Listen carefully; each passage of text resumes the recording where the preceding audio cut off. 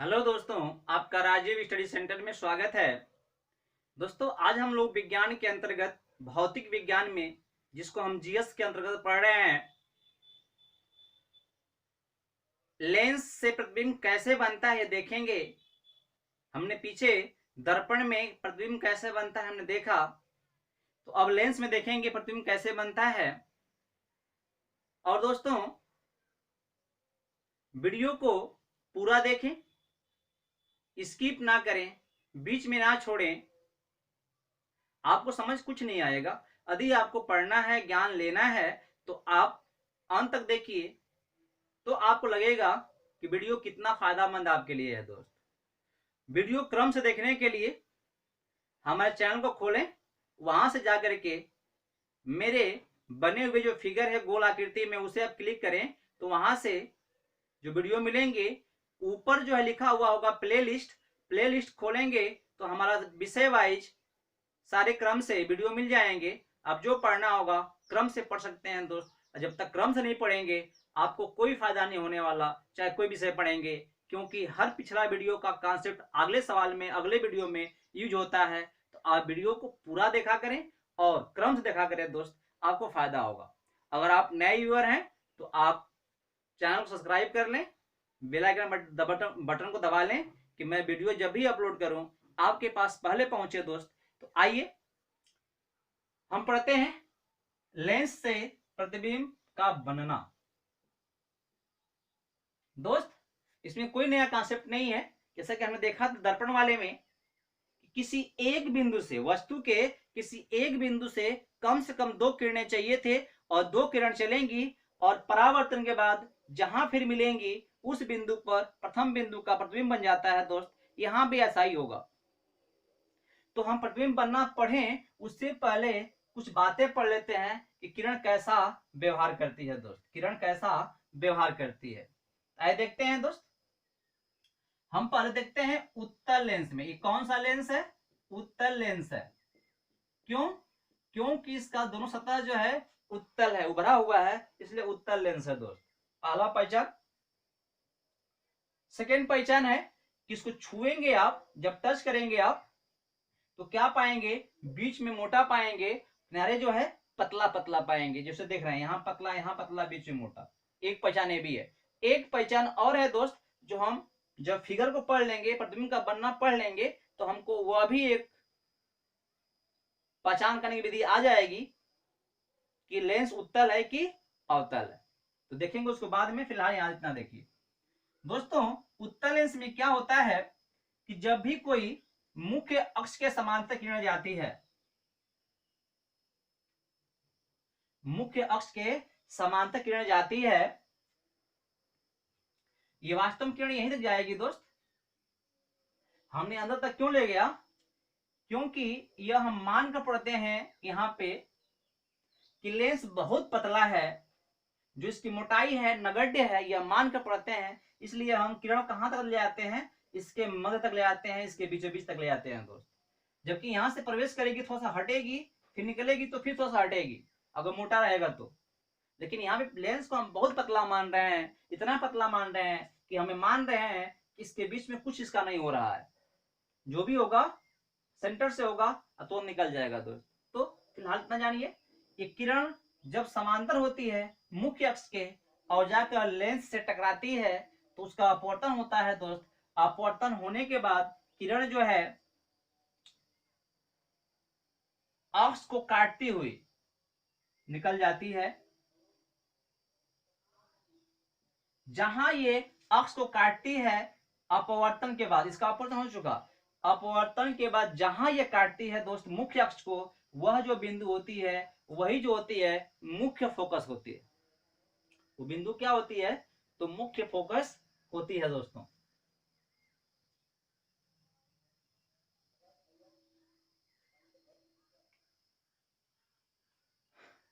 ये आपका मुख्य फोकस होता है, ये आप ध्यान दीजिएगा।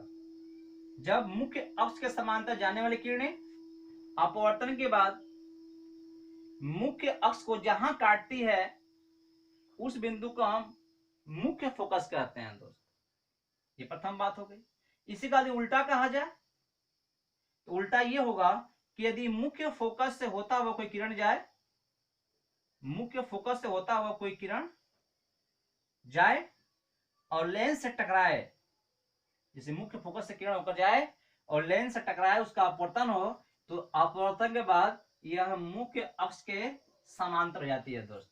जैसा कि यहाँ पे हुआ, समांतर थी तो यह से निकल गई, उल्टा जब यह से आएगी समांतर हो जाएगी, तो यह तो यहाँ पर भी है, तो जब यह से जाएगी समांतर हो जाएगी। यह बात ध्यान दीजिएगा, समांतर थी तो मुख्य फोकस से गुजरी, अब मुख्य फोकस से होता हुआ आएगा या उस दिशा में होता हुआ आएगा, उस सीध में होता हुआ आएगा, तो अपवर्तन के बाद मुख्य अक्ष के समांतर हो जाएगा दोस्त।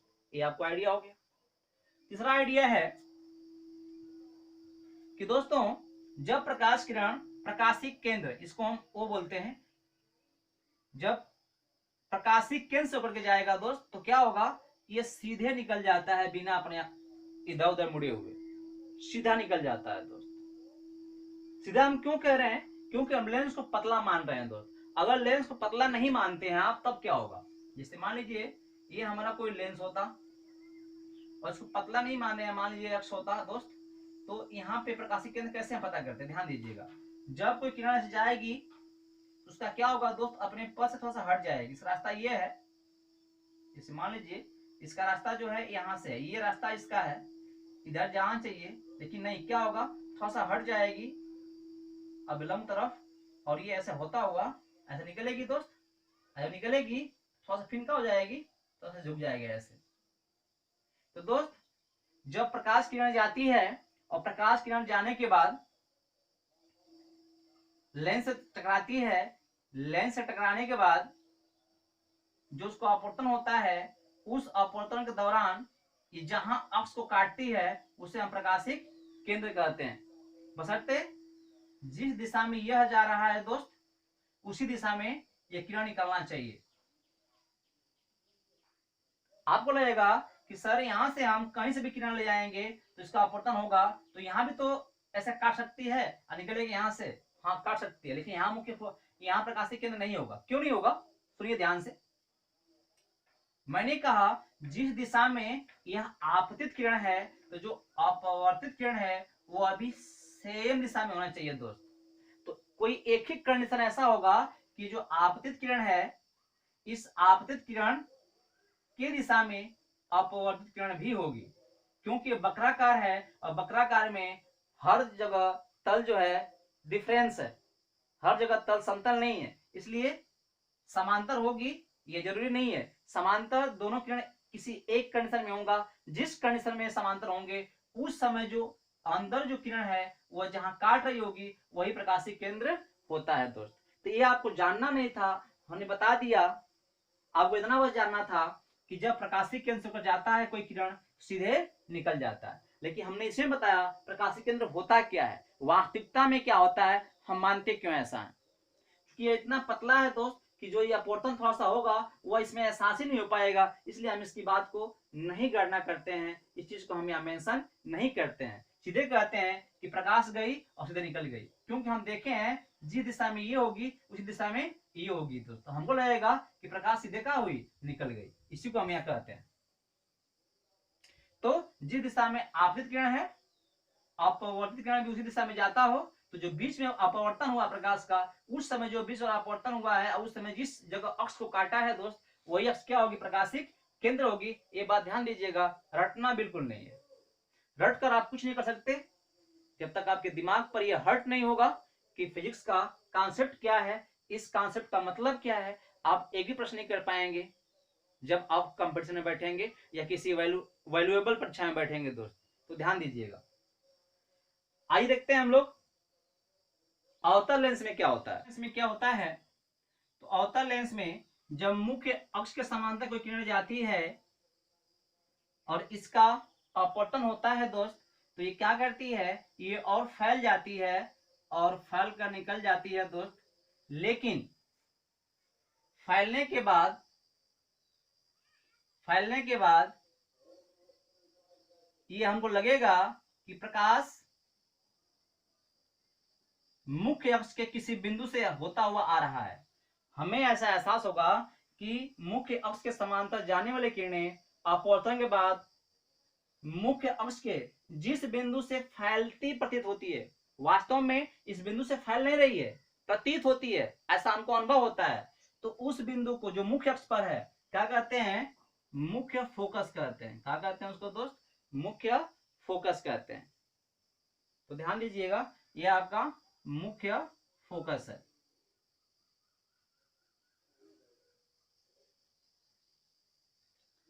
तो ये आपका मुख्य फोकस हुआ। तो याद रखिएगा, इसी का उल्टा क्या होगा दोस्त, कि यदि ये मुख्य फोकस है, इसके मुख्य फोकस के सीध में यदि कोई किरण आती है, ये मुख्य फोकस में है, तो इसके मुख्य फोकस के सीध में यदि कोई किरण आती है तो अपवर्तन के बाद मुख्य अक्ष के समांतर जाती है दोस्त। ये भी मुख्य फोकस है, ये भी मुख्य फोकस है। तो ये बात ध्यान दीजिएगा, उसी का उल्टा अक्ष के समांतर गई तो हमें लगेगा कि मुख्य अक्ष के किसी बिंदु से वो फैल रही है, उस मुख्य बिंदु के अक्ष को हम मुख्य फोकस कहते हैं। या यदि मुख्य फोकस हमको पता है तो मुख्य फोकस के सीध में आने वाली प्रकाश किरणें अपवर्तन के बाद अक्ष के समांतर हो जाती है दोस्त। ये बात ध्यान दीजिएगा। प्रकाशिक केंद्र है, यहां पर भी वही होगा। प्रकाशिक केंद्र से कोई किरण यदि जा रही है, सीधे क्या होती है, बिना अपने पथ को छोड़े हुए सीधे निकल जाती है दोस्त। यहां पर भी आप देखो ये चीज। जो अब हम आगे पढ़ने वाले हैं दोस्त, लेंस से प्रतिबिंब का बनना पढ़ेंगे। पहले पढ़ेंगे उत्तल लेंस से। आइए हम देखते हैं, पहला उत्तल लेंस से प्रतिबिंब का बनना हम पढ़ेंगे। लेंस से प्रतिबिंब बनना पढ़ेंगे, उसमें पहला पढ़ेंगे उत्तल लेंस से प्रतिबिंब का बनना। उत्तल लेंस मतलब कन्वेक्स लेंस। तो इसके भी 6 कंडीशन है। उत्तल लेंस से 6 तरह के 6 टाइप के फिगर बनते हैं दोस्त, जिसमें से पहला है कि जब वस्तु कहाँ रखी जाए, जब वस्तु को हम अनंत पर रखें, बहुत दूर रखें, तो कैसा प्रतिबिंब बनेगा। तो आपको पीछे मैं समझा चुका हूं, ये बता चुका हूं कि जब भी वस्तु अनंत पर होती है दोस्त, अनंत पर होने के कारण किसी उस वस्तु के एक बिंदु से हमको 2 किरणें चाहिए, तो उसका उस बिंदु से यदि एक किरण चलेगी तो वहां से आते आते लेंस तक वह समांतर मुख्य अक्ष की हो जाती है, ऐसा विज्ञान में माना जाता है दोस्त। तो एक किरण वहां से चली तो अक्ष के समांतर हो गई, जैसे ये प्रथम किरण है, जब समांतर हो गई दोस्त, फिर उसी बिंदु से एक किरण और चलेगी तो भी आते आते समांतर ही हो जाएगी, मतलब इसी रेखा पर वो भी आएगी दोस्त। तो दोनों किरणें, मतलब उस बिंदु जितने किरण निकलेंगी सब जो है एक ही रेखा पर होता हुआ चली आएंगी, दिशा नहीं बदलेगा। क्यों? बहुत दूर होने के कारण सभी किरणें जो है कितना भी तिरछा निकले, आते आते लेंस के पास अक्ष के समांतर ही हो जाती है, ऐसा माना जाता है। तो सभी किरणें उस बिंदु से एक ही पथ पर चलेंगी, प्रथम पथ पर दोस्त। प्रथम बिंदु का हर किरण का चलेगी, प्रथम पथ पर चलेगी। और प्रथम पथ चल करके एक ही बिंदु पर सभी आपस में काटेंगे, क्योंकि सभी बिंदु इसी पर जा रही हैं। एक ही बिंदु से चलने वाली सभी किरणें एक ही पथ पर जा रही हैं और अपवर्तन के बाद एक ही बिंदु पर काटेंगे भी आपस में एफ पर। उस बिंदु का प्रतिबिंब वहां बन गया। फिर उस वस्तु के सेकेंड बिंदु का प्रतिबिंब, सेकेंड बिंदु चलने वाली किरणें भी आपस में समांतर ही आएंगी, मतलब एक ही जगह पर आएंगी और आखिर वहीं काटेंगी। तो सेकेंड बिंदु का प्रतिबिंब भी वहीं बनेगा। फिर ऐसे थर्ड, फोर्थ, फिफ्थ जितने बिंदु हैं अनंत, सभी बिंदुओं का प्रतिबिंब कहां बनने वाला है, तो यह पर ही बनने वाला है। तो जो पूरा प्रतिबिंब की लंबाई हुई, सभी बिंदु का प्रतिबिंब तो एक ही बिंदु बन रहा है। तो जो प्रतिबिंब की लंबाई हुई कैसा हुई दोस्त, वो बिंदु के समान हुई।